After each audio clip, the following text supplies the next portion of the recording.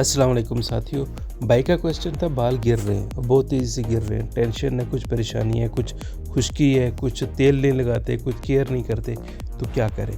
तो भाई उसके लिए बहुत आसान तरीका है, कोई मसला नहीं है। ये आर्निका मोंटेना क्यू में मिलती है, ईज़िली अवेलेबल है मार्केट में।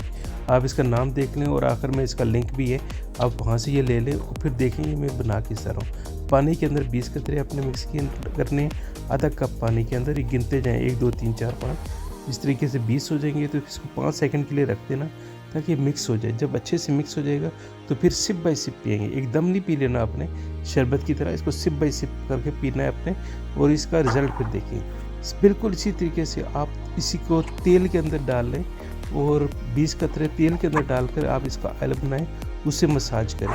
अगर वो मसाज भी करेंगे और पिएंगे भी तो उसका रिज़ल्ट बहुत जल्दी आएगा।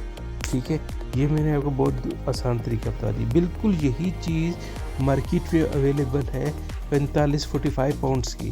ठीक है, लग पता जाता है जब वही चीज़ बंदा देखता है कि यार ये तो घर में ही बन जाती है और मार्केट से क्यों लें, लेकिन वो है ना प्रोडक्ट मार्केटिंग सब कुछ। तो भाई आप इस तरीके से जिस तरह बताया 20 कतरे ऑयल के अंदर डाल लें तो मसाज बन जाएगा।